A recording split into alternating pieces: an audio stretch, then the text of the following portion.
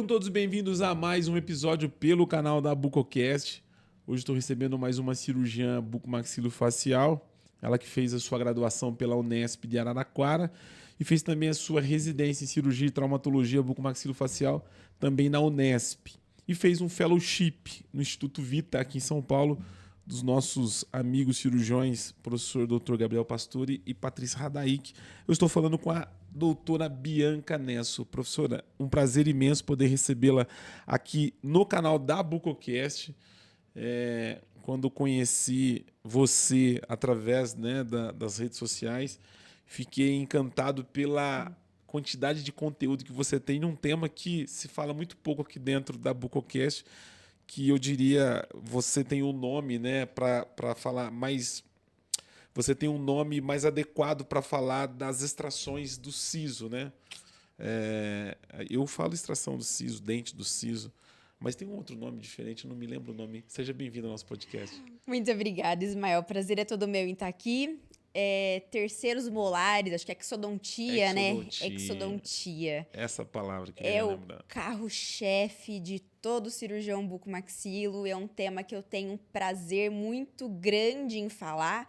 É um tema que, apesar de muitas pessoas subestimarem ou até mesmo acharem que é um procedimento um pouco mais simples, assim, vamos se dizer, ainda é um tema que gera muitas dúvidas, tanto nos alunos que estão em formação, qual que é o caminho que eles podem fazer para seguir essa trajetória de extração de terceiros molares no pós-formado, e é um tema que também gera muitas dúvidas nos pacientes, porque não existe, acredito eu, né, pelo que eu vejo nas redes hoje, não existe algum conteúdo direcionado para o esclarecimento do que é, de como funciona, como pode ser feito, quais as complicações. Então, tudo que o nosso paciente vê na mídia são notícias trágicas, algumas notícias não tão bacanas, né? Sobre procedimento de terceiro molar, que é uma cirurgia que já bota medo em todo mundo, em Quando todo tem paciente. audiência da cirurgia, nunca é bom a notícia, né? Exatamente, infelizmente. Então,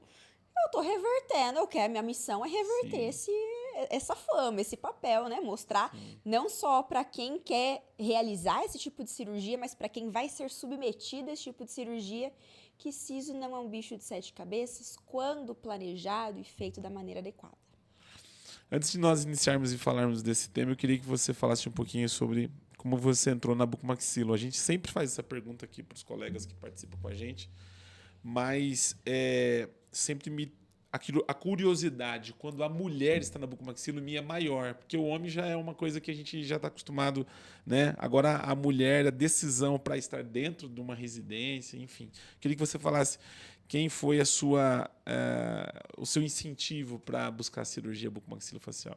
Perfeito. Então, Ismael, quando eu estava na faculdade de graduação, ali em torno do segundo, terceiro ano, eu, como graduanda, eu precisava procurar uma iniciação científica, eu precisava de um trabalho que fosse ser o meu TCC. E na época, eu ainda aluna nova de graduação, vamos falar português? Claro, eu estava mais perdida que cego em tiroteio. E aí lá na Unesp a gente tem vários andares com onde ficam as diferentes especialidades. E no segundo andar, que é o andar da clínica de cirurgia, eu vi no mural de avisos: prova para iniciação científica dentro da cirurgia. Aí eu pensei, tá aí, vou prestar. Preciso de uma iniciação, não vou mal nas clínicas de cirurgia, gosto de anatomia, vamos ver no que vai dar. Eu não sabia nem quem seriam os orientadores, eram 2 vagas. E eu passei numa dessas vagas e foi ali que eu comecei a entrar em contato com a bucomaxilo. Porque eu não entendia, mesmo dentro da odonto, eu não entendia exatamente qual que é o papel do bucomaxilo dentro da odontologia. Então, quando eu passei ali na iniciação, a minha orientadora foi a professora Marisa Gabriele. Já desenvolvi ali um relacionamento dentro da disciplina da buco, comecei a entender o que era residência. Fui muito bem recebida pelos residentes da época, falo que eu convivi com uma leva de residentes muito boa ali, era 2011, 2012, mais ou menos, quando eu comecei a frequentar o departamento. E aquilo me incentivou demais. Eu comecei a ficar apaixonada por aquele mundo. A professora Marisa Gabriele se tornou uma verdadeira inspiração para mim.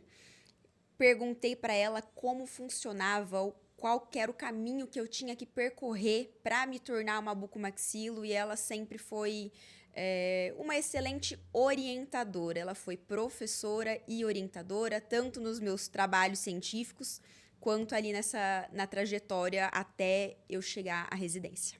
A professora Marisa, que teve aqui recentemente, nós gravamos um podcast com ela. Inclusive, nós estávamos no ENEC em Salvador.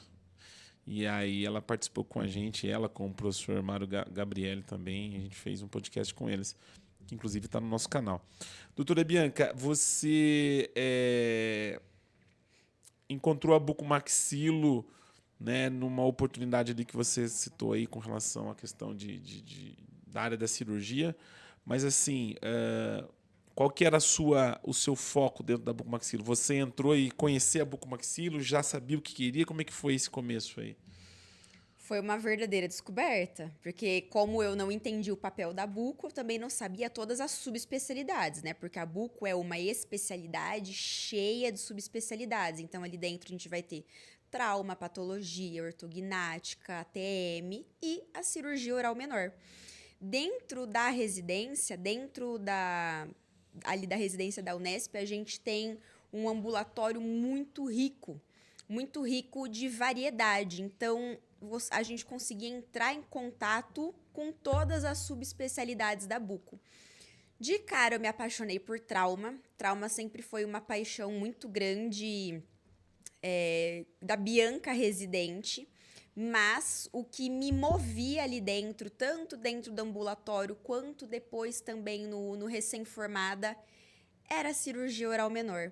Eu acho que a gente consegue fazer inúmeras coisas, porque a partir de um siso você pode ir para uma patologia, para um ameloblastoma, para um ceratocisto, para um cisto dentígero. A partir de um terceiro molar você pode ir para uma fratura de mandíbula. Então, cirurgia oral menor é a base, é o arroz com feijão da bucomaxilo. E que, na verdade, você, apesar de a gente ter hoje, como você falou aí, várias áreas, subespecialidade da bucomaxilo, a cirurgia oral menor, o cirurgião dentista, ele tem condições de fazer esse tipo de procedimento, né? Ou seja, não diria qualquer, mas uma vez que você fez uma especialização, ele não precisa ser bucomaxilo para fazer cirurgia oral menor. Mas quando eu comecei, é interessante até esse ponto. A gente tem a nossa agência de marketing lá e a gente fazia, às vezes o cirurgião ele queria campanhas para captação de paciente de ortognática. Eu quero fazer campanhas e eu quero trazer paciente de ortognática. E a gente fazia somente campanhas para trazer paciente de ortognática. Só que vinha muito paciente de siso. E aí, lá no começo, o cirurgião falava assim, não, mas eu não quero paciente de siso. Ele atendia, mas ele falava, não, eu quero paciente de ortognática. E a gente não fazia nada relacionado a siso, era só ortognática. Mas de um tempo para cá, e até é uma pergunta que quero que você responda, o paciente ele buscava por um cirurgião que fizesse a cirurgia de siso, cirurgião dentista em São Paulo que faz siso. Agora não, agora ele procura o siso associado ao bucomaxilo, tipo assim, bucomaxilo, extração de siso. Isso, na sua época, já tinha isso? Ou de um tempo para cá, depois que começou a aparecer uns problemas, e aí começou a dizer, olha, o bucomaxilo é a pessoa mais indicada. Como que foi isso para você? Eu acredito que sim. A gente ainda está nessa fase de transição. Eu acredito que não é todo paciente que associe cirurgia de terceiro molar com o bucomaxilo. Quando eu comecei, os pacientes que chegavam até mim para fazer a exodontia, eles procuravam alguém que resolvesse o problema deles. A questão é a seguinte: vamos supor, Ismael, você quer um quadro na parede. Você quer o quadro na parede pronto. Você não quer saber de comprar o parafuso, nem de alguém que faça perfuração na parede. Você quer o quadro pronto. O paciente, ele não está realmente tão preocupado na quantidade de especialidades, de especializações ou do currículo que você tem. desde que você deixe muito claro, com segurança e confiança, que você é o profissional que vai resolver o problema dele. Então, se o paciente que chega até mim, eu sou cirurgia bucomaxilo. Onde vive? O que come? O que faz? Não faz Hoje, ideia, no né? Globo Repórter. Então, assim, não faz ideia. O paciente ele não tem tanta essa familiaridade com o cirurgião bucomaxilo. E, normalmente, eles associam a nossa especialidade com alguma coisa muito cabulosa. Então, eu acho que essa transformação vem sendo feita e ainda há muito trabalho da nossa parte como bucomaxilo a ser feita para desmistificar isso para o nosso paciente e também desvincular a ideia do nosso paciente de que ele só precisa de um bucomaxilo em casos extremos ou em casos em que vai ser alguma coisa muito complexa, porque existem inúmeras exodontias que poderiam ter sido melhor resolvidas ou complicações não terem acontecido se desde o começo tivesse ocorrido a orientação correta, a técnica correta, o manuseio correto daquela cirurgia oral menor. Como que você enxerga o bucomaxilo para esse tipo de cirurgia? Qual que é a vantagem do paciente fazer uma cirurgia com o bucomaxilo? Porque tem muitos colegas que não são bucomaxilo e que faz essa cirurgia muito bem. Mas, no seu ponto de vista, aonde que entra a vantagem desse especialista em fazer a cirurgia oral menor? Perfeito. Eu acredito que o buco, eu seria hipócrita em dizer que a formação do dentista que realiza a exodontia é a mesma do bucomaxilo que realiza a exodontia. Dentro da residência, nós temos um contato com complicações que, às vezes, o dentista nem imagina que isso possa acontecer. Então, talvez a grande vantagem do bucomaxilo seja essa gama maior de conhecimento e de resolução das complicações. A gente tem a possibilidade de, se é um caso de extrema complexidade, levar esse paciente para o hospital, o que outro dentista não vai conseguir fazer. E então, e temos outro tipo de arsenal para resolução de intercorrências, de complicações. Mas aqui é uma coisa muito interessante. Dentro dessa minha trajetória de plantonista, ou dentro da residência, nós víamos inúmeros casos em que chegavam no hospital com algum paciente que tinha complicado de uma exodontia unitária, ou então de um dente que havia infectado por não ter sido feita a exodontia, ou então um paciente mesmo que chegava no hospital com uma hemorragia em decorrência de uma exodontia que havia sido feita no consultório. E o que me chamava muito a atenção é que vários desses casos que complicavam e chegavam para o cirurgião bucomaxilo poderiam ter sido resolvidos no consultório pelo próprio cirurgião dentista. Então, foi uma virada de chave na minha vida muito grande eu perceber essa lacuna que existia. Quando eu era estagiária, antes de ir para a residência de bucomaxilo, eu brinco que eu era uma pirralha que gostava de... você não tem que pôr a mão, você não deve fazer isso. E eu falava a seguinte frase: se você não sabe terminar, nem comece. Então, se você não tem capacidade para finalizar a cirurgia, não é para começar.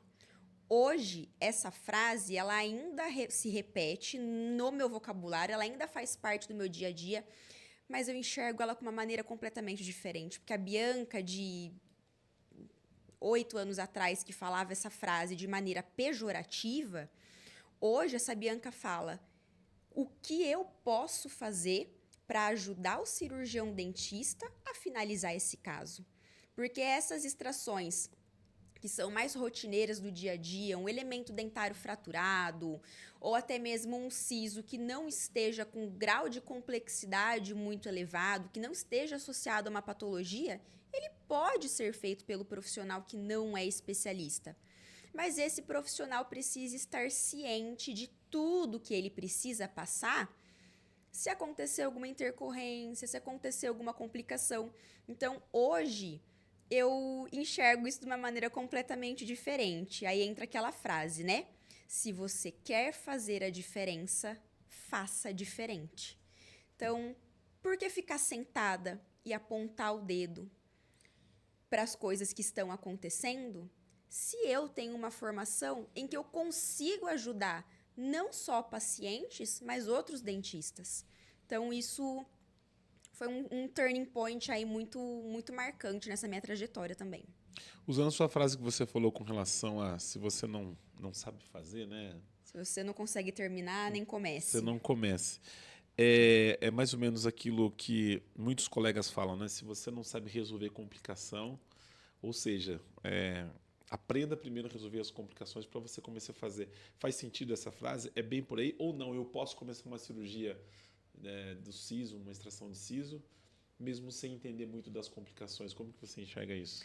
Eu enxergo que você precisa ter o mínimo do conhecimento de tudo que pode acontecer. Por exemplo, alguns casos, mesmo o profissional bucomaxilo, ele pode vir a ter uma hemorragia tão intensa em consultório que ele precise levar esse paciente para o hospital. Ou ele pode ter um paciente que tenha uma infecção pós-operatória, isso é mais raro de acontecer, mas pode ter uma infecção pós-operatória a ponto dele precisar levar o paciente para o hospital.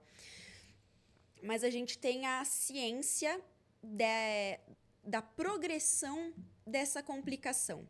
A grande problemática que eu vejo é do dentista que não visualiza essas intercorrências, essas complicações. Então, que começa tão focado na técnica cirúrgica, na necessidade de uma osteotomia, de uma odontodissecção, que ele não está pensando na parestesia, ou numa hemorragia, ou então numa alveolite. Então, isso é... O dentista ele precisa ter essa base, que é o que eu faço com os meus alunos dentistas. Eles precisam ter esse conhecimento, essa base, para saber: eu sou dentista, eu posso agir nesse momento. Ou então, a partir desse momento, o que eu posso fazer pelo meu paciente é fazer o encaminhamento hospitalar, fazer o encaminhamento ao bucomaxilo, porque não é porque o dentista vai encaminhar esse paciente para o hospital ou vai encaminhar esse paciente para o buco que ele está deixando de fazer alguma coisa. Então, o problema não está em encaminhar, em fazer o encaminhamento do paciente. O problema está em sentar o braço, em sentar, cruzar os braços e não fazer nada. Ao meu ver, é isso, que infelizmente é algo que aconteceu recentemente com um paciente que foi a óbito em decorrência de uma extração de terceiros molares, em que ele entrou em contato inúmeras vezes com o dentista em questão, e não houve nenhum... Olha, a partir daqui eu não posso mais agir.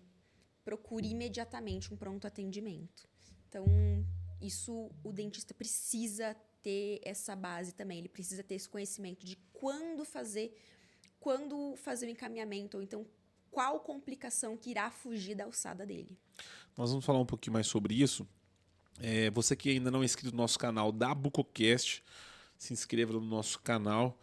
Hoje estamos chegando próximo de 5 mil inscritos lá no nosso canal no YouTube, além das redes sociais também, no Instagram, se você quer ter um pouquinho mais desse episódio através dos cortes, a gente compartilha também lá no nosso Instagram da Bucocast. E tem também o TikTok. Eu não sou muito adepto do TikTok, mas tem lá, eu sei que tem bastante gente que acompanha também. Você falou de alveolite. O que é alveolite?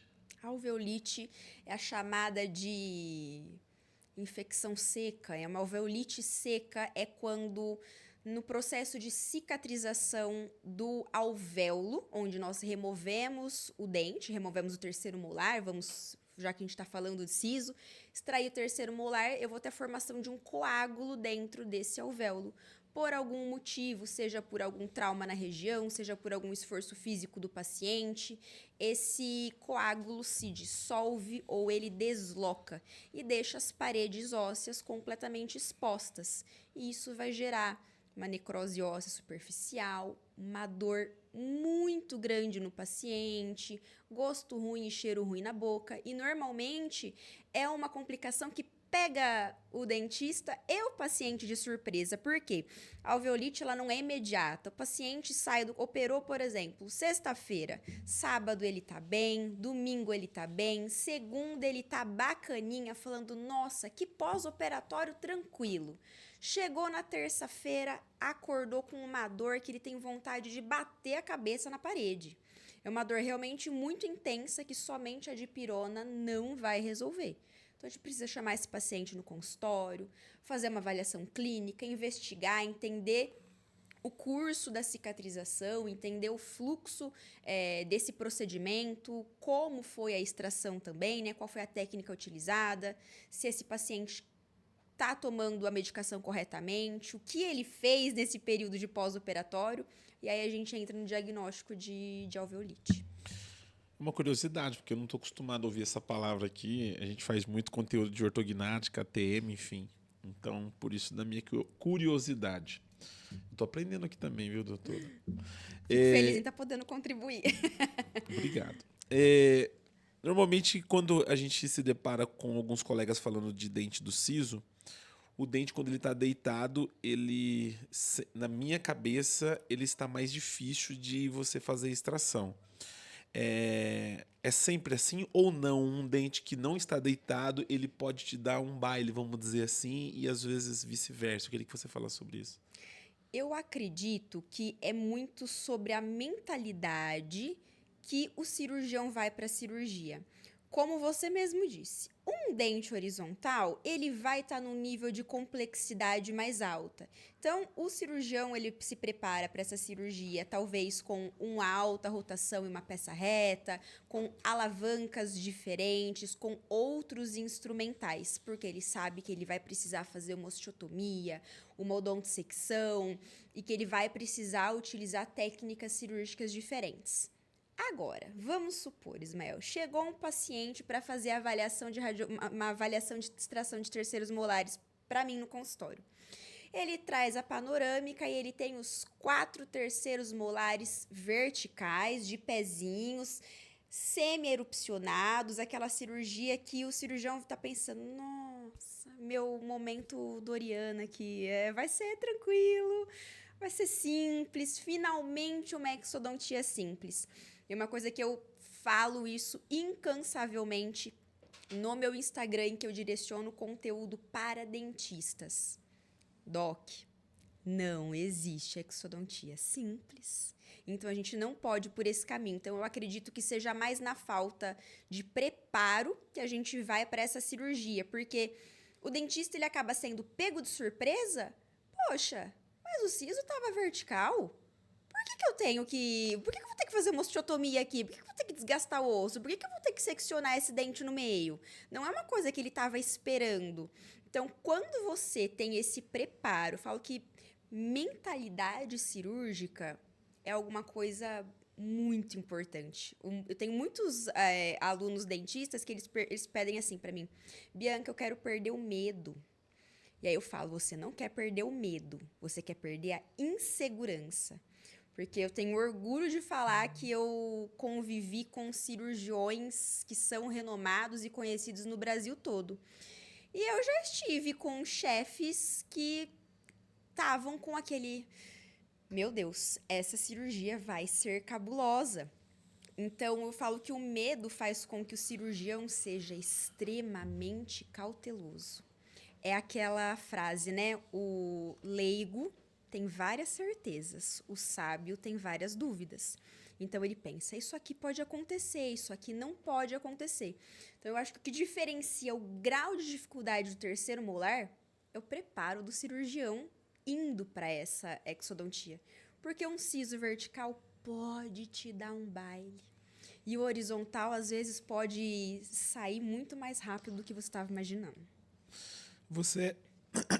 Você era daquelas residentes que, às vezes, na cirurgia torcia para dar errado, para saber como que resolvia? Não deixe meus chefes ouvirem isso. Não tem aqueles dentes que falam assim, nossa, certeza. podia dar uma merda, só para ver como que ele ia fazer. Como que vai acontecer? Como que vai acontecer? Vou falar que dentro da residência, lá em Araraquara, a gente não precisava torcer para dar errado, porque o volume de cirurgia lá é tão grande, de Os B.O. tudo. aparecia. Os B.O. Era inevitável. Sim, Uma hora ou aparecia os outra ia acontecer, ou porque o paciente ia descompensar, ou porque aí ia acontecer uma hemorragia, ou porque ia aparecer um trauma cabuloso. Quer deixar o bucomaxilo feliz no plantão? Bota um trauma cabuloso. Quer deixar o residente feliz no ambulatório? Traz um siso de ponta cabeça.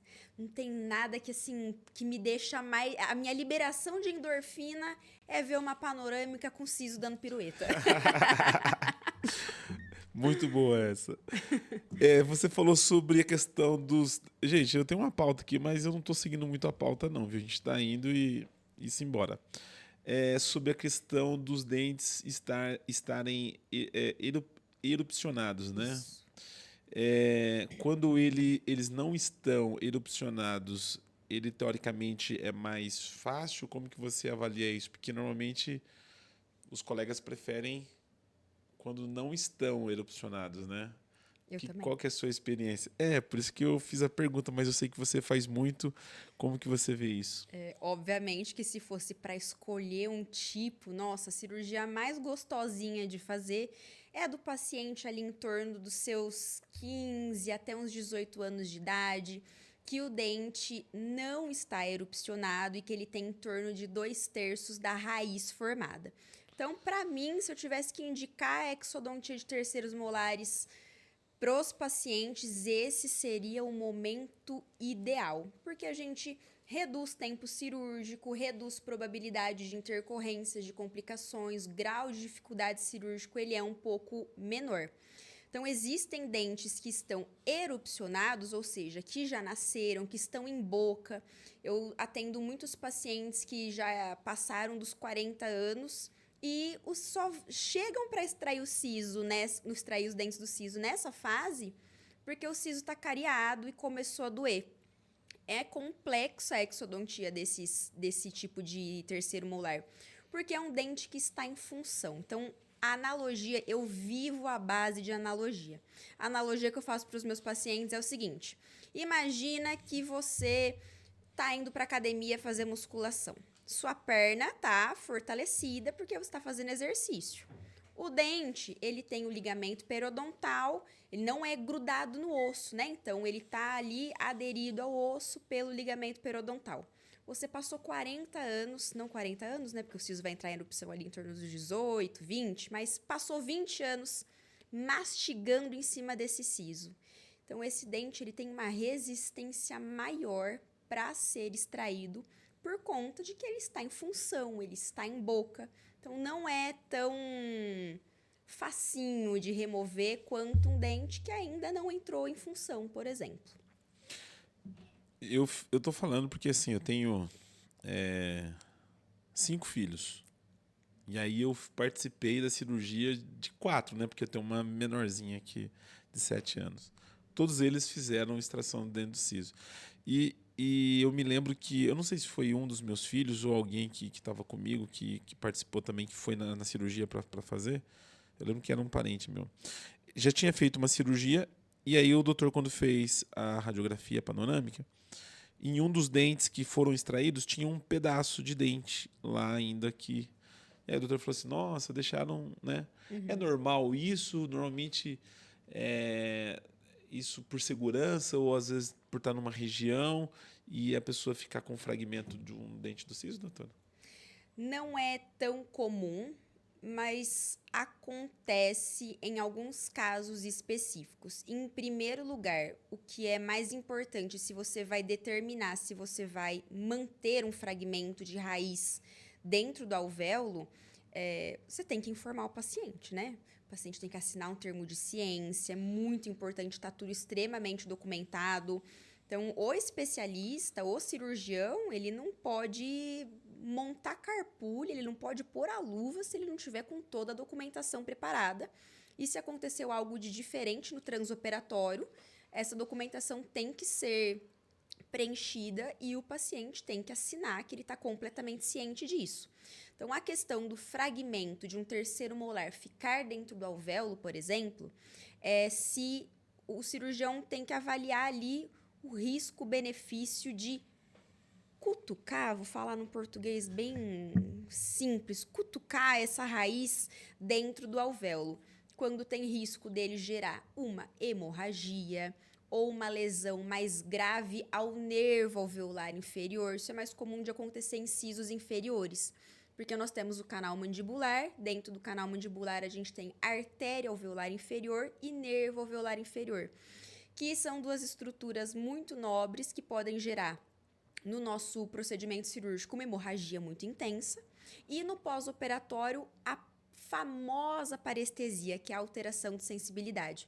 Então, a grande maioria dos fragmentos radiculares que ficam dentro do alvéolo para sisos inferiores é porque o cirurgião na hora pode ter pensado, bom, é um fragmento pequeno, eu vou acompanhar esse paciente para não gerar uma parestesia nele. Normalmente principalmente nessas questões. Mas essa documentação ainda dentro da nossa especialidade, não só na bucomaxilo, mas dentro da odontologia, ainda parece que falta muito, né? Essa questão de o profissional ele se embasar de documentos, né? De assinaturas. Eu falo porque a gente teve recentemente aqui alguns colegas da área jurídica, né? E que falava muito sobre isso, né? Sobre você documentar, o paciente assinar. E quando eu vou em alguns congressos, eu vejo que os cirurgiões fazem muito pergunta relacionada à questão da documentação, né? É uma coisa Sim. Mas que eu me lembro... Eu acho muito difícil o cirurgião falar assim, olha, a gente está deixando um fragmento aqui, você precisa assinar. Eu acho que nesse modelo que você falou, é um protocolo que precisa ser seguido, mas que eu acho que a grande maioria não deve fazer isso, provavelmente. Falo que acredito que o buco tenha isso um pouco mais gravado dentro da gente por conta do hospital. Sim, Então, sim. eu tive chefes que, se estiverem me ouvindo, vão saber exatamente quem são, que pegavam muito no pé. Cadê a evolução? Cadê a assinatura do paciente? Então, a gente lida...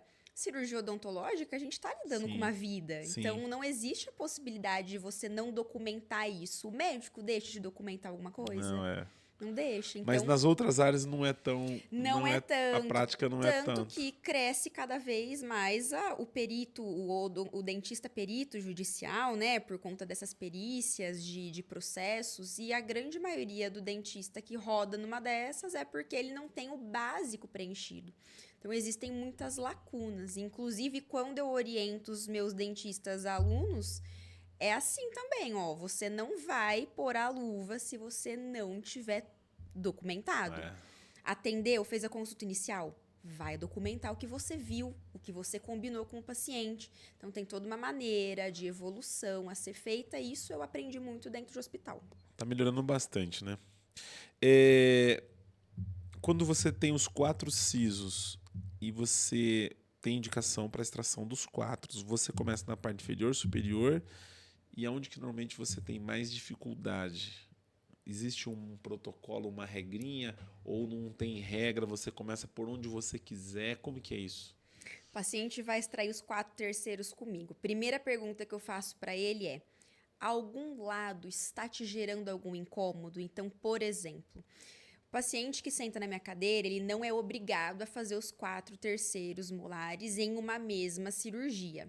Até uns anos atrás, o protocolo que se fazia muito era: vamos extrair superior e inferior de um lado e depois de um mês a gente extrai superior e inferior de outro, por exemplo.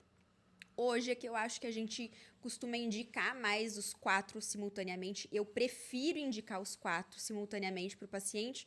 Um pós-operatório só, comodidade. Mas, caso o paciente sinta dificuldade em permanecer de boca aberta ou tenha ali um grau de ansiedade um pouco mais elevado, eu tenho que estar preparada para não conseguir fazer os 4 ao mesmo tempo, por questões relacionadas ao paciente. Cirurgia nunca é só o cirurgião. Cirurgia tem muito envolvimento de quem é o seu paciente, como ele está naquele momento.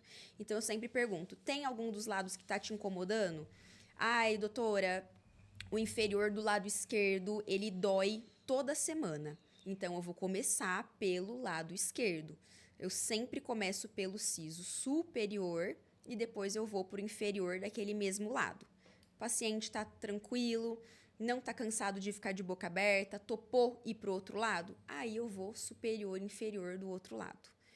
Em relação à dificuldade, depende muito do grau de colaboração do paciente e das estruturas anatômicas. Então, o paciente que tem a bochecha um pouco mais gordinha, às vezes é difícil de afastar os tecidos moles, que tem uma restrição de abertura de boca, o campo de visão se torna mais difícil.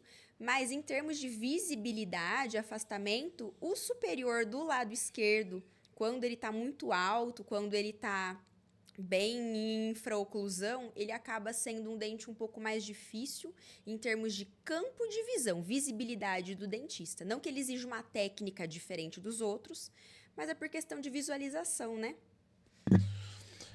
Acho que eu nunca falei tanto assim com alguém aqui no nosso podcast, Alguém que fale tanto, com desculpa. tanta propriedade em falar de siso. Eu tô aqui de boca aberta. Tanto que nós temos uma pauta aqui e ainda algumas coisas eu já consegui tirar da pauta, outras tá tudo no meu rascunho aqui, mas tá tudo certo. Estamos com 36 minutos, 37 minutos de podcast. Você que ainda não é inscrito no nosso canal, vai lá, se inscreva no canal da Bucocast e também no nosso Instagram, onde nós vamos estar compartilhando alguns cortes desse episódio. Vamos estar colocando também o link da doutora Bianca para você que é cirurgião e tenha dúvida com relação a esse tipo de procedimento. Ela é mentora e professora de alunos que buscam se especializar nessa área, né? E também você que é paciente. Ela também é cirurgiã, faz as suas cirurgias de extrações de... Qual que é a palavra? De exodontia. Essa palavra ainda não... Exodontia. Não é siso, raiz. Doutora, a gente sabe que tem o dente incluso, que não é o siso, ok? O dente incluso é outra coisa, que você faz também. Sim. A complexidade dos dentes incluso varia, obviamente, da posição, do lugar. Se a gente tiver aí versus siso, dente incluso, onde que normalmente você encontra mais dificuldade? Eu queria, assim, obviamente, depende da região, de vários fatores, mas a escola do siso, ela serve para o dente incluso ou não? São escolas diferentes? Como que você vê esses dois tipos de procedimento? Serve com toda certeza. Os princípios são os mesmos. Os meus chefes de residência, eles falavam assim: o cirurgião bucomaxilo que sabe fazer trauma, resolve qualquer ortognática. Mas o cirurgião que vive só de ortognática não necessariamente vai saber resolver um trauma de alta complexidade. Então, o cirurgião que resolve o terceiro molar, ele resolve um dente incluso. Aí eu vou te contar uma curiosidade aqui, Ismael. Curiosidade científica. A diferença entre dente incluso e impactado. Todo dente incluso é um dente que ainda não nasceu, que a gente chama de infraoclusão. E ele pode ser incluso porque o paciente é jovem, porque o dente ainda não formou, mas não é porque ele é incluso que significa que ele nunca vai nascer. Diferente de um dente impactado. Um dente impactado significa que ele tem um obstáculo que impede que ele assuma a sua posição na arcada dentária. Então, por exemplo, um siso vertical, quando ele está em processo de formação, ele é incluso. Quando ele nasce, dente erupcionado. Agora, um siso horizontal sempre vai ser um dente incluso e impactado. Outros dentes que a gente tem nessa mesma configuração são caninos. Temos muitos caninos inclusos e impactados em região de mento, em maxila, dentes supranumerários e os caninos, depois dos terceiros molares, são os mais famosos inclusos e impactados. São as presas dos pacientes, né? Então, é muito comum a gente ter exodontias de caninos no céu da boca, atravessados em região de queixo, né, que é o mento, e alguns supranumerários em região aqui de corpo, de mandíbula também. Eu tinha essa dúvida dos inclusos versus os dentes do siso. Quando que é necessário as extrações dentro do siso? Por exemplo, eu tenho os meus sisos aqui bonitinhos, espero não tirá-los tão cedo. Quando é necessário você fazer a extração do siso? Perfeito. Nós temos várias indicações que variam desde indicações ortodônticas, né? Normalmente, quem encaminha muito paciente para o bucomaxilo de extração de siso é o ortodontista. Mas todo terceiro molar em que não haja espaço na arcada dentária, em que ele esteja nessa posição inclusa e impactada, é um dente que, time que tá ganhando não se mexe, eu escuto muito isso de paciente. Tá quietinho lá, vou deixar. Acontece que terceiros molares, com o passar do tempo, eles são os principais elementos dentários que estão relacionados com patologias. Então, quantos pacientes a gente não recebe para fazer uma avaliação convencional no consultório que fala: meu siso tá aí há muitos anos, tá dentro do osso, deixa ele quietinho. E quando a gente vai fazer uma investigação, ele já está associado a um cisto. Então, a gente tem essas indicações também para evitar possíveis surgimentos de patologias, falta de espaço na arcada dentária, lesões cariosas. Então, como eu disse, tem muitos pacientes já mais que passaram da idade, assim, em teoria, né? Da idade convencional de extrair os terceiros molares, mas que vem porque é uma região de difícil acesso para higienizar e após uma certa idade eles acabam gerando uma cárie. Então, faça suas manutenções no dentista, sua limpezinha convencional, para você não ter esse problema. Vá lá no meu consultório para eu tirar os seus sisos, Ismael. Te passo meu cartão. Mais ou menos isso. Tem uma questão dentro da nossa especialidade, não sei das outras, mas da nossa eu sei muito bem disso, com relação a tempo de cirurgia, principalmente na cirurgia ortognática. A gente sabe que o tempo da cirurgia ela acaba se impactando no final, principalmente no pós-operatório. É uma preocupação do cirurgião com relação ao tempo da cirurgia, porque assim, o paciente da ortognática, fazendo a minha analogia versus, né, a maior parte dos pacientes de siso ele está acordado, ele só tem uma anestesia local e ele está ali tenso. Sim. E o olhar do cirurgião, dependendo da cara que ele faz, como ele olha, que nem eu vejo, às vezes já participei de cirurgia, aquilo que você falou, como o preparo do cirurgião faz muita diferença, né? Porque a gente participa de cursos, enfim. E aí você vê que a cara do cirurgião diz muita coisa, né? Pô, o negócio está dando ruim aqui e tal. O paciente está acompanhando ali, ele está vendo o negócio que está tenso, faz força e tira, fala, nossa, e tal. Às vezes, né, ali ele acaba falando. Na ortognática, não. O paciente, ele está totalmente sedado. Então, assim, teoricamente, se eu fosse dentista, eu me preocuparia mais no tempo com o paciente que está acordado e não com o paciente que está dormindo, porque ele não está vendo nada. Enfim, o tempo é uma questão que você precisa se atentar, ou se o seu aluno disser assim, doutor, eu demoro 2 horas, 1h30, 40 minutos. Não, você precisa se atentar ao tempo também. Tempo, com certeza, é um fator muito importante para a qualidade da cirurgia e para a qualidade do pós-operatório do paciente. O que eu não gosto? Dentista que vende cirurgia assim. Eu extraio seus 4 sisos em 30 minutos. Tem muito disso. Tem muito disso. Extraia os não sei quantos dentes em 15 minutos. Então, eu não quero que o meu mentorado vá para esse caminho. Eu quero que primeiro ele aprenda a técnica, porque eu digo que rapidez e agilidade são 2 coisas completamente diferentes.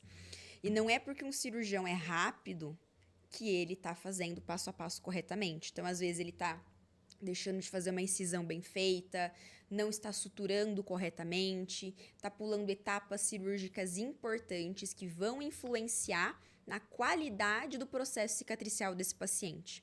Agora, o cirurgião que é ágil, ele sabe fazer o passo a passo, ele não enrola, assim, vamos dizer, no seu procedimento transoperatório, né? E ele tá tranquilo porque a cirurgia tá fluindo bem. Isso, com certeza, o paciente percebe. É fato. Você vai perceber se estiver acontecendo alguma coisa num procedimento que você estiver fazendo, seja ele qual for. Então, o paciente percebe se a cirurgia está fluindo bem ou não. Então, essa questão do tempo, não acho que siso foi feito para demorar 2, 3 horas, cirurgia de terceiros molares. O padrão que eu tenho para extração de 4 sisos é em torno de 1 hora, 1h30, depender da complexidade. Eu converso... Bom, não sei quem não percebeu aí. Eu converso muito. Eu converso muito com o paciente no transoperatório. Eu procuro deixar o paciente o mais confortável possível. fazendo piadinha. Eu uso sedação com óxido nitroso no consultório, tem essa habilitação também. Então, para deixar o paciente ainda mais relaxado, mais tranquilo. Mas quanto mais tempo se demora no transoperatório, maior é o prejuízo do pós-operatório que o paciente vai ter. Maior edema, maior dor, maior trismo, né, que é a dificuldade de abrir a boca. Então, toda essa qualidade de pós-operatório, ela é perdida quando uma cirurgia é demasiadamente demorada. Então, não precisa operar em 15 minutos. Mas também não vamos demorar 3 horas. 3 horas é ortognática, gente. O tempo de recuperação normalmente do paciente varia? Como que é esse protocolo, doutora? Eu costumo orientar meu paciente que se ele caprichar muito bem caprichadinho os 3 primeiros dias de pós-operatório, o processo cicatricial dele vai fluir muito melhor. Mas a gente tem alguns pacientes que gostam de, a cirurgia foi tranquila, então a gente tem que deixar eles um pouco mais cientes que ele não é porque foi tranquilo e que ele não está sentindo dor que ele pode ir para academia, por exemplo. Então, padrão de recuperação pós-cirurgia de terceiros molares é 7 dias. A partir de 7 dias, eu posso remover os pontos, eu posso, tirar essas suturas e liberar o meu paciente para alimentação normal e para esforço físico. O padrão do consultório que eu tenho hoje é esse. Então, 3 primeiros dias ele vai ficar num repouso um pouquinho mais intenso, com uma alimentação mais pastosa, uma alimentação mais fria. E a partir do terceiro, quarto até o 7º dia, ele vai também ter algumas restrições, mas não tantas restrições quanto dos 3 primeiros dias. Doutora, uma das coisas que eu acho que é temida assim para a relação de qualquer cirurgia é como você se preparar, né? A tal da ansiedade, principalmente quando você fala para essa juventude de hoje, né? Que é tudo para ontem, né? Como se preparar para a cirurgia de siso? Eu, como nunca passei, não sei dizer, mas existe um preparo? Como que é isso? Acredito que quando é o tema cirurgia, muitos pacientes, eles não são adequadamente orientados pelo dentista, fica naquela de, meu Deus, eu preciso ir em jejum, eu preciso tomar, fica desesperado pensando, eu preciso tomar alguma medicação no pré-operatório. E o preparo para a cirurgia de terceiro molar o paciente deve ir alimentado para o consultório, não deve ir em jejum, não é obrigatório a indicação, isso varia muito da filosofia de cada cirurgião, a medicação pré-operatória. Então, o preparo é ter um bom relacionamento com o dentista, conversar muito bem com ele, tirar todas as dúvidas e você, como profissional da saúde, como cirurgião dentista, saber passar as orientações para o seu paciente, né? Hoje eu trabalho com uma cartilha, não trabalho só com orientações pós, eu trabalho com orientações pré. Então, todo paciente que vai ser operado por mim, ele vai receber um folhetim por WhatsApp. Querido paciente, nossa cirurgia está agendada para tal dia. Recapitulando, tome suas medicações de rotina, caso elas não tenham necessidade de serem suspensas. Alimente-se bem, tenha uma boa noite de sono, pode fazer suas atividades físicas rotineiramente.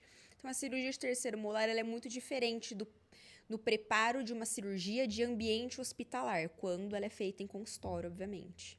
Tem uma questão do siso que acaba viralizando. Normalmente os pacientes postam os inchaços dos dentes do siso, né? E você vê umas coisas assim meio que absurdas, que você fala assim, gente, como isso? Você consegue controlar isso? Você consegue prever se esse paciente vai inchar mais, ele vai inchar menos? O inchaço, muitas das vezes, ele está relacionado ao procedimento ou ele está relacionado ao cuidado que o paciente teve no pós-operatório? O que está relacionado, às vezes, com esses inchaços assim, gigantescos, assustadores que a gente vê nas redes sociais? 2 fatores principais: qualidade cirúrgica e comportamento do paciente no pós-operatório imediato.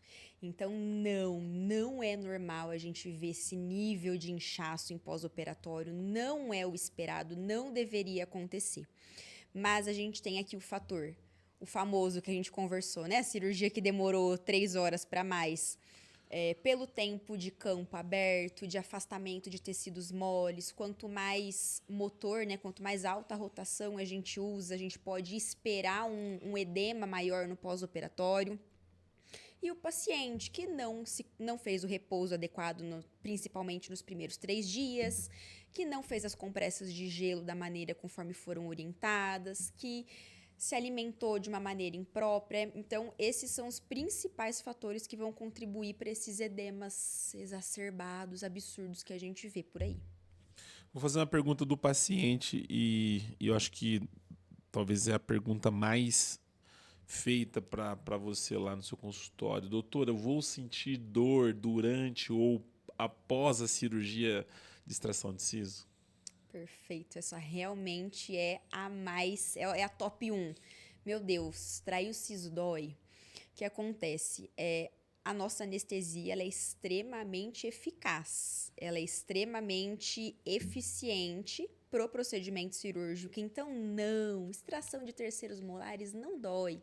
Não é para doer, não é para o paciente sentir alguma coisa. É claro, sentir alguma dor. O que o paciente vai sentir é pressão. Então, o mecanismo que a gente tem, né, os receptores de dor e os receptores de tato são diferentes. Então, o paciente vai ter aquela sensação de que a gente está fazendo uma pressão, de que a gente está fazendo uma movimentação. E isso é fundamental que o cirurgião converse com o paciente durante a cirurgia. Porque senão o paciente vai falar, meu Deus do céu, tô sentindo movimentar um negócio aqui, o que está acontecendo? Então, é muito importante o relacionamento. Ismael, eu vou te contar. O segredo do sucesso para a cirurgia de terceiros molares é o relacionamento dentista-paciente. Isso é fundamental. Se você não tem um relacionamento, se o paciente não está confiando em você, você não consegue transmitir a segurança do que você está fazendo, é uma receita para a gente ter um insucesso cirúrgico. Porque já é, inclusive, cientificamente comprovado que ansiedade e medo são os principais fatores predisponentes de alguma intercorrência cirúrgica. Faz total sentido. A gente, quando tá ansioso, parece que o mundo vai acabar, que você vai passar qualquer procedimento, fazer qualquer coisa, é uma loucura. Quem sofre mais na cadeira, os homens ou as mulheres? Quem que dá mais trabalho para você lá na hora de fazer as cirurgias? Os homens, né? Não conta para ninguém, mas são os homens. Eu imaginei, viu? As mulheres são muito mais corajosas. Eu me lembro do meu amigo Jorge, que tá ali, ó, nos bastidores. Ele fez a cirurgia dele de siso. Tudo tranquilo, né? Alguém segurando sua mão, né, Jorge? Eu tenho Pelo certeza. amor de Deus, cara. Meu Deus do céu. Doutora, falando um pouquinho sobre as complicações que, por sinal, né, ultimamente tem surgido grandes complicações com, né, cirurgias e extrações de siso. Existe as complicações mais comuns, mais corriqueira que acontece no dia a dia? Tem algumas ou alguma que você normalmente se depara, que colegas acabam citando com relação a dente do siso? Quando a gente procura na literatura científica complicações em decorrência de cirurgia de terceiros molares, o que aparece é dor, edema e trismo. Mas uma coisa que eu faço questão de ensinar para o dentista é o seguinte: dor, edema e trismo são sintomas esperados de um pós-operatório. Só que você precisa entender qual que é o fluxo da evolução do pós-operatório. Se esses 3 sintomas estiverem fora do comum, eles podem significar alguma complicação, sim, de fato. Então, a gente tem principalmente alveolite. A alveolite acaba sendo uma complicação bem comum. E alguns casos de infecção pós-operatória em decorrência de terceiros molares.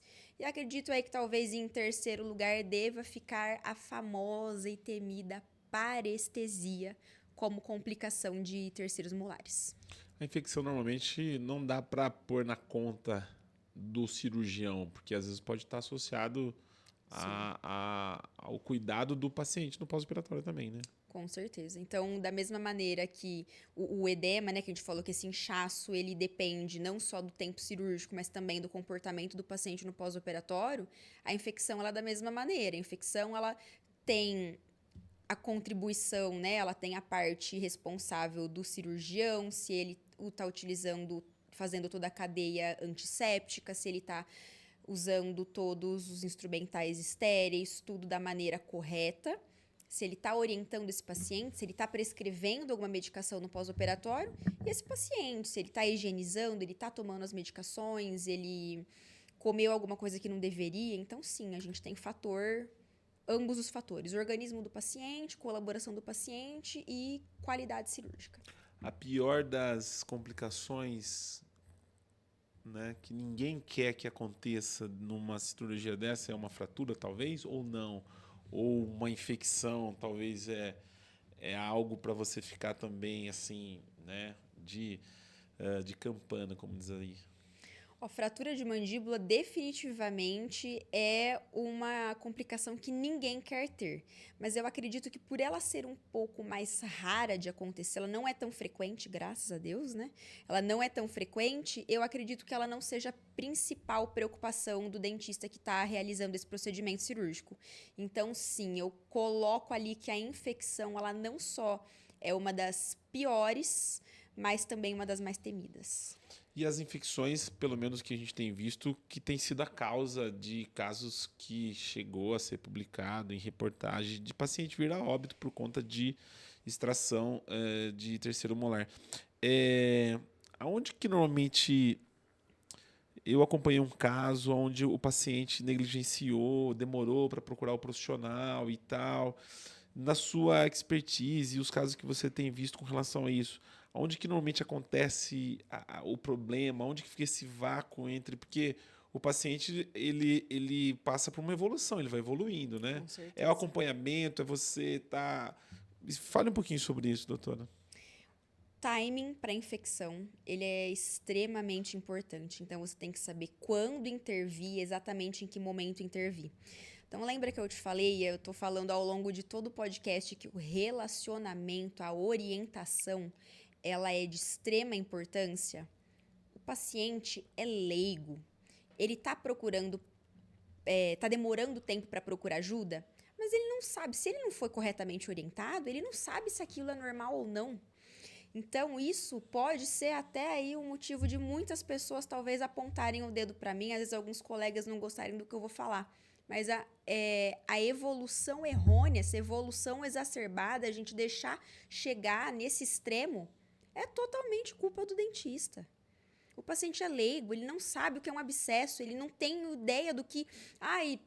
tá saindo pus, eu não sei se isso é normal ou não, meu rosto tá inchado. Ah, mas eu vi no TikTok que o rosto daquela menina inchou pra caramba, então é normal. Então, se o paciente ele não tá instruído e o cirurgião ele tá de fácil acesso para o paciente, esse tipo de evolução, de progressão acontece. E quanto antes você intervir num processo infeccioso, isso eu aprendi na minha escola, não em escola da vida, na minha escola mesmo, minha formação Unesp, é que com infecção a gente não brinca, a gente tem que ser assertivo e agressivo no tratamento para não deixar isso evoluir. Então, orientar o paciente, a gente vê muito o paciente que procura o dentista, ai, doutor, tá doendo, tá isso, tá aquilo. Poxa, traz o paciente para o seu consultório. É melhor pecar pelo excesso, certo? Então, muitas vezes o paciente entra em contato com o cirurgião e o cirurgião fala, vou trocar sua medicação aqui, tá? E não vê o paciente. Eu sei que todo mundo tem sua rotina, mas isso não é motivo para você negligenciar o paciente. Então, talvez eu vá um pouco na contramão dos colegas, mas eu coloco que a responsabilidade da evolução do quadro infeccioso é 100% do cirurgião. A cirurgia termina depois que o paciente terminou o pós-operatório, essa que é a grande verdade, né? A cirurgia nunca termina na sutura, nunca. Ela termina na alta do paciente. É bem isso. Em que momento que você leva esse paciente para o hospital? Porque, assim, há alguns casos hoje, isso tem aumentado, de pacientes que fazem as cirurgias, né, de siso em ambiente hospitalar. Você tem essa rotina? Como que é isso? E como que você orienta os seus alunos em que momento levar esse paciente para o hospital? Perfeito. Não é tão frequente, mas a gente tem algumas opções, né? Alguns casos que não existe a possibilidade de fazer em consultório, quando a gente faz uma avaliação pré-operatória que esse siso tá em base de mandíbula ou que esse siso está relacionado a uma patologia. Então, não existe possibilidade de fazer esse procedimento cirúrgico a nível que a gente chama de ambulatorial, que é no consultório. Então, esses casos de uma complexidade maior, que existe o risco de fratura de mandíbula, que existe o risco de ser feito algum procedimento adicional, vai para centro cirúrgico. Mas, hoje em dia, aqui em São Paulo, ainda mais que a gente tem muitos hospitais dia, é muito comum o paciente que tem alguma questão psicológica, algum trauma, crise de pânico ou algum problema psicológico, que ele senta na minha cadeira e fala: doutora, eu queria muito, mas eu não consigo. Eu sou extremamente ansioso, eu não vou conseguir. Então, a gente tem essa opção de levar os pacientes por motivos psicológicos para o hospital. A gente faz um hospital dia. A questão é, a gente tem essa questão de aprovação de convênio. Então, quando esses casos de pacientes ansiosos, né? Pacientes que têm essa questão de, eu quero fazer sedado. Não existe o imperativo clínico, né? Não existe um risco de fratura de mandíbula, mas o paciente quer fazer no centro cirúrgico. Tudo bem, a gente leva no particular, com anestesista, com um hospital mais tranquilinho, e a gente consegue fazer o procedimento a nível hospitalar para esse paciente também. O nível consultório é mais tranquilo para você, né? Porque você não precisa ir para o hospital, você não precisa deslocar, sala cirúrgica, é muito mais tranquilo, né? Mas bucomaxilo gosta de hospital, viu? Bucomaxilo gosta de hospital, verdade.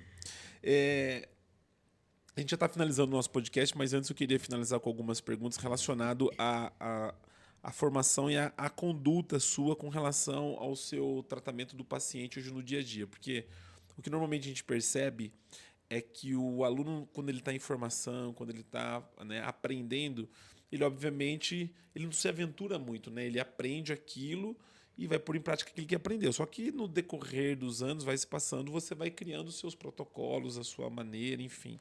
Você mudou a sua forma de operar nesse longo desses anos que você vem atuando, ou ainda você continua com a matriz lá? Como que é isso no seu dia a dia hoje?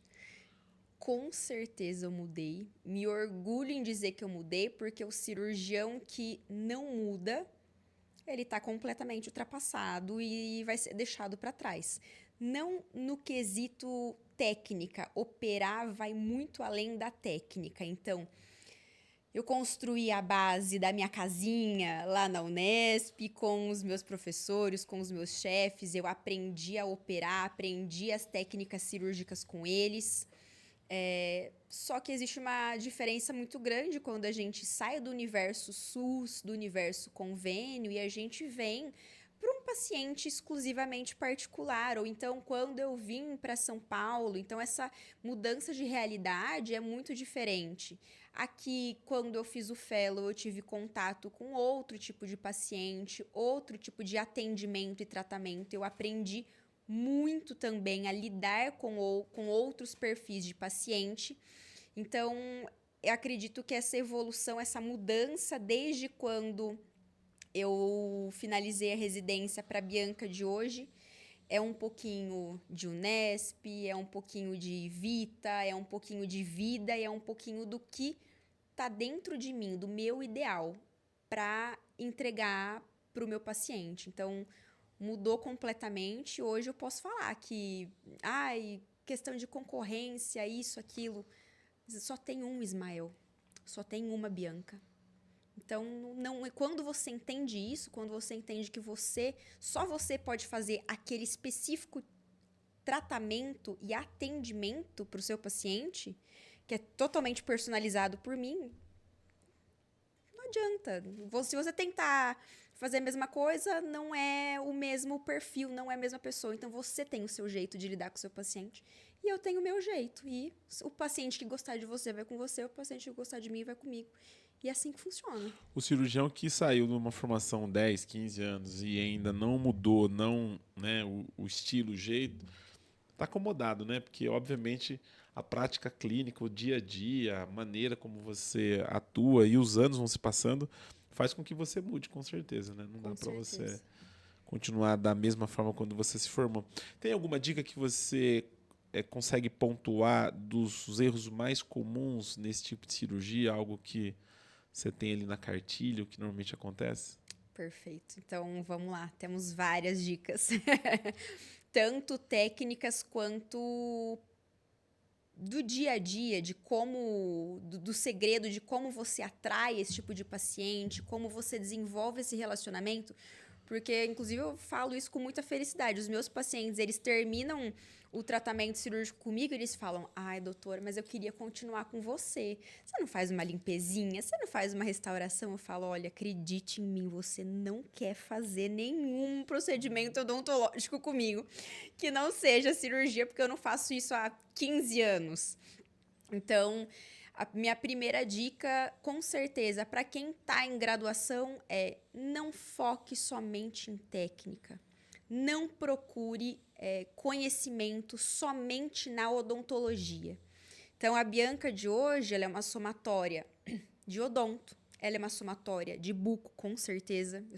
A buco é muito enraizada, obviamente. Mas eu também sou uma somatória de marketing, eu sou uma somatória de oratória, de comunicação. E isso forma o profissional completo. Sabe quando a gente olha para um artista e fala: bom, ele é só ator.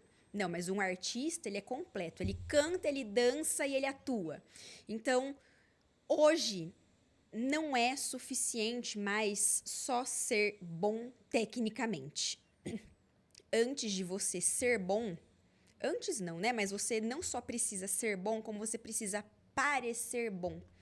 E isso não é trabalhado ao longo da nossa formação. Outra coisa, como você disse, é: quem não mudou, quem não muda a forma de pensar, quem não muda de opinião, fica ultrapassado. Então, em hipótese alguma, fique sentado na zona de conforto, olhando o Instagram alheio e apontando o dedo para os outros. Você só está perdendo tempo. Foque sempre em você. Não foi fácil ser uma mulher na bucomaxilo, não foi fácil querer assumir uma posição de bucomaxilo focada em cirurgia oral menor, não foi fácil começar a ser mentora, não foi fácil começar a me expor no Instagram. Constantemente, diariamente, eu tenho dedos apontados para mim, mas eu não me importo, porque a pessoa que está sentada me vendo agir, ela tá parada sem fazer nada. Esse foi o seu ponto de virada, assim, em que momento você diria que tem o antes e o depois dentro da sua carreira, assim, como cirurgião bucomaxilo? Olha, eu sempre fui muito preocupada com o que os outros pensavam de mim. Muito. Eu acho que a mulher tem talvez um pouco mais isso do que o homem. Eu tenho um pouco disso também. Eu tenho um pouco A disso. gente se preocupa, né? A nossa imagem, qual que é a opinião, o que a outra pessoa está pensando sobre mim. Então, eu sempre me preocupei em me encaixar nos padrões. Ó, o padrão da bucomaxilo é esse. Eu não preciso nem te contar, Ismael, você sabe qual que é o padrão da bucomaxilo.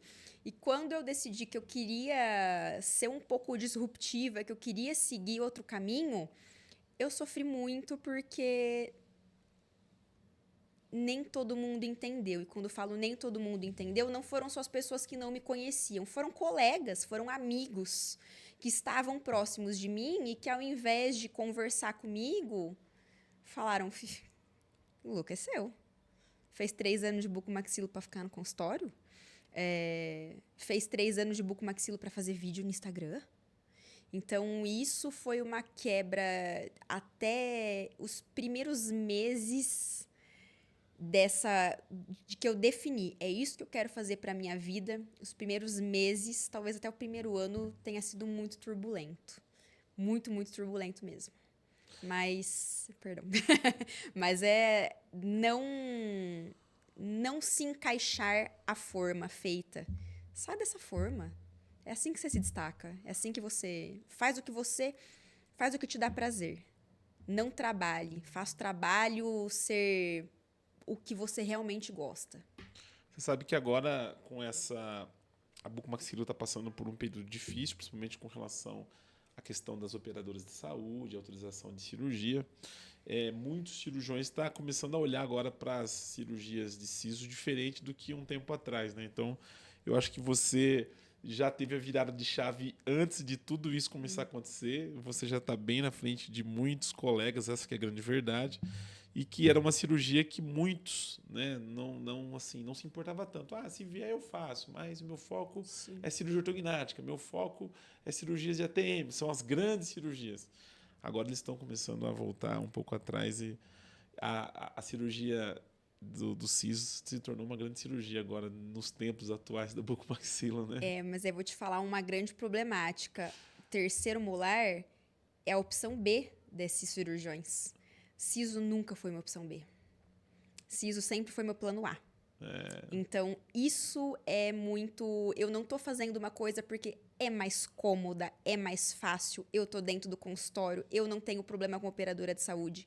Eu tô fazendo o que eu tenho prazer em fazer. Escolheu, né? Então, se a cirurgia ortognática fosse o meu prazer, eu ia estar batendo em cima dela e lutando, batalhando por ela até o último minuto. Aí entra a coragem das mulheres dentro da bucomaxilo, que eu acredito que exista muito. E até o fim, no nosso ponto de vista. Eu jamais... eu vou abrir mão desse procedimento porque tá difícil de fazer. Poxa, o que você gosta de fazer? Quais são os seus princípios? Para mim, a pessoa que faz isso tá abandonando os princípios dela e ela realmente não sabe o que ela é e o que ela quer fazer da vida. É bem o que você está falando, assim, é bem interessante, né? Porque a gente vê hoje uma juventude que está buscando formação pelo negócio, do tipo, eu vou estudar porque cirurgia ortognática é algo que dá dinheiro, vamos dizer assim, né?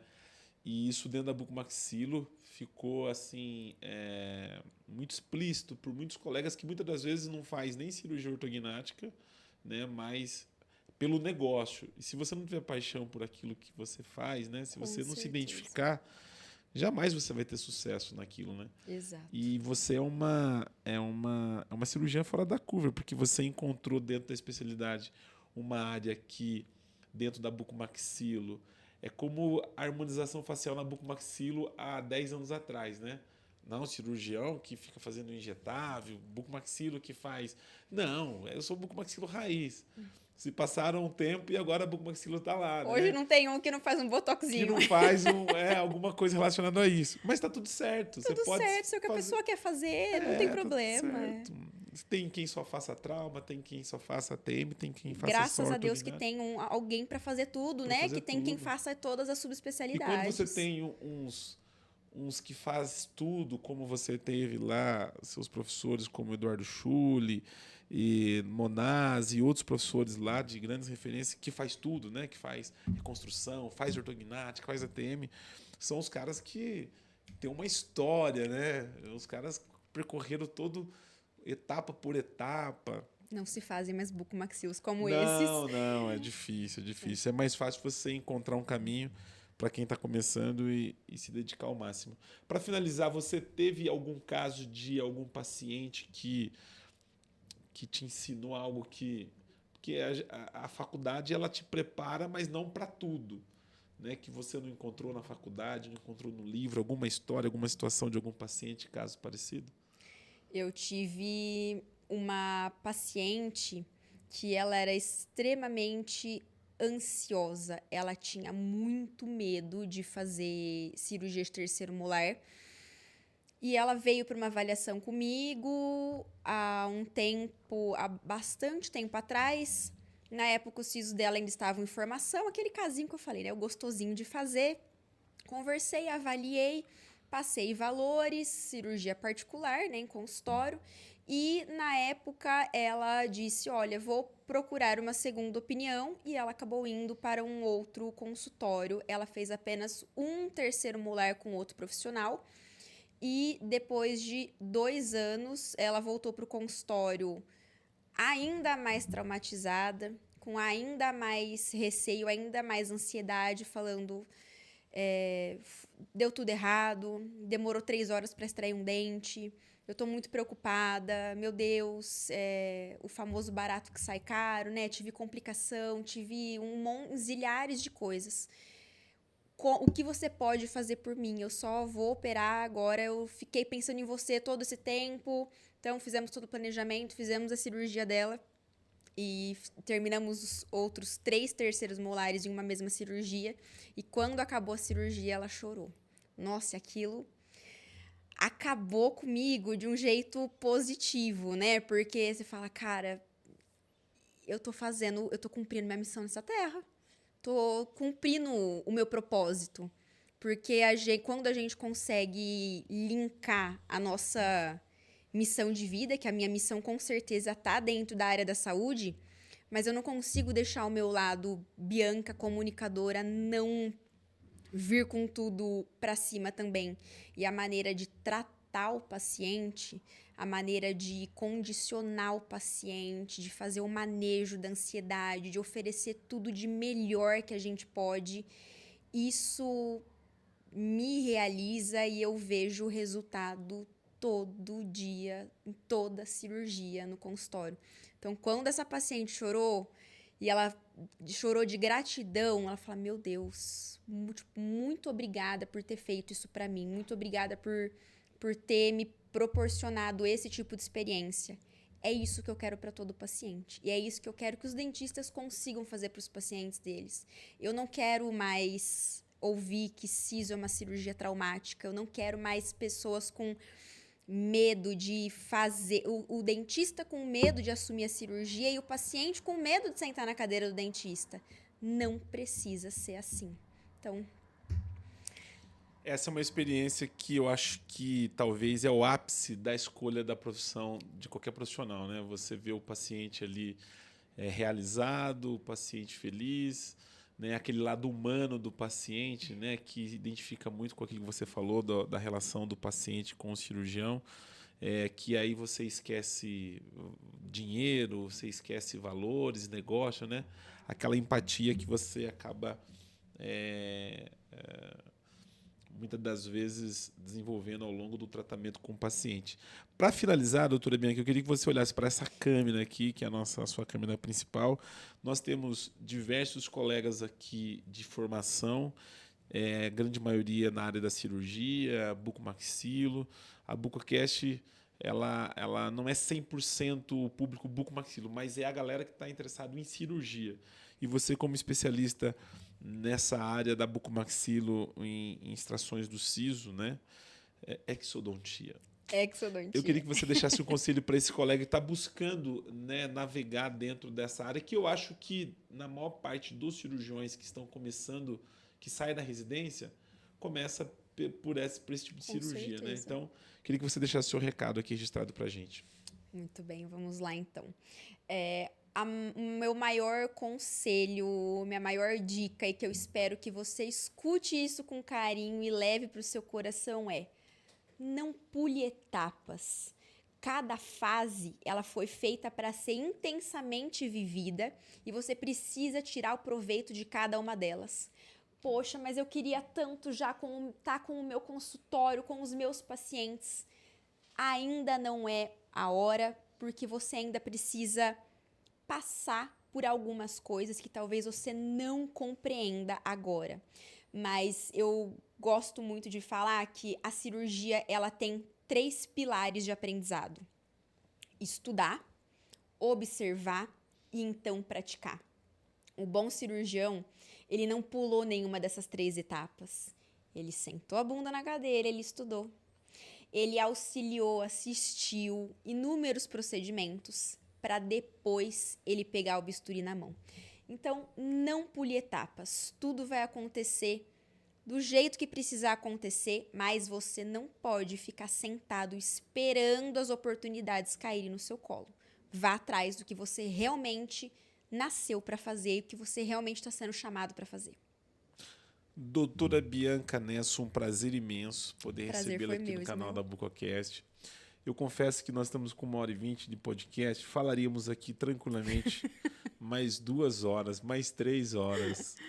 A cirurgia ela é fascinante. Eu não sou da área, as pessoas me perguntam muito se eu sou dentista, se eu sou cirurgião, mas eu sou apaixonado pela bucomaxilo, né, por essa área, porque assim, cada vez mais a gente já tem não sei quantos episódios aqui, Eu tenho essa curiosidade de saber quantos episódios eu já gravei, com quantos cirurgiões eu já entrevistei, mas a gente tem... Quanto? 97 podcasts? Caracas. Entrevistas, no modo geral, aí, nos congressos da vida, já foram centenas, né? E sempre uma história diferente. Mas aqui no canal da Bucocast, a gente é o primeiro episódio que nós estamos falando exatamente de um único tema, que normalmente o cirurgião vem aqui, quer falar de temas diversos. Mas eu ainda estou indo embora com algumas curiosidades. Eu acho que a gente está com 1h20. Eu vou encerrar, obviamente, mas fica o convite para você voltar numa próxima oportunidade. Mas eu acho que o cirurgião deve perguntar muito para você quanto cobrar de uma cirurgia de extração de siso, né? Que ele está começando. Certeza. Dúvidas, né, desse aluno que está... Doutora, mas e aí, eu cobro quanto, né? Porque não tem uma tabela, né, de quanto cobrar. E tantas outras dúvidas que surgiram ao longo do nosso podcast, mas numa próxima oportunidade você voltará aqui e a gente falará um pouco mais ainda sobre Vai ser um prazer esse imenso. tema. Vai Esse ser um tema prazer imenso. que tem muita coisa, com certeza, né? Com certeza. E eu sou bem falante. Obrigado pela sua participação, viu? Obrigada pelo convite, Mel. Foi um prazer. Prazer tudo nosso. Você que nos acompanha pelo canal da Bucocast, não é inscrito no nosso canal, vai lá, se inscreva no nosso canal. Vamos estar compartilhando aqui também o Instagram para você compartilhar alguns cortes. A gente tem bastante cortes bons desse episódio, viu, gente? E também vamos estar colocando aqui o Instagram da doutora Bianca Nesso para você que tem alguma dúvida com relação a esse tema, você que é aluno de graduação, está em formação ou paciente, com certeza ela vai te responder lá. O nosso muito obrigado e até o próximo episódio.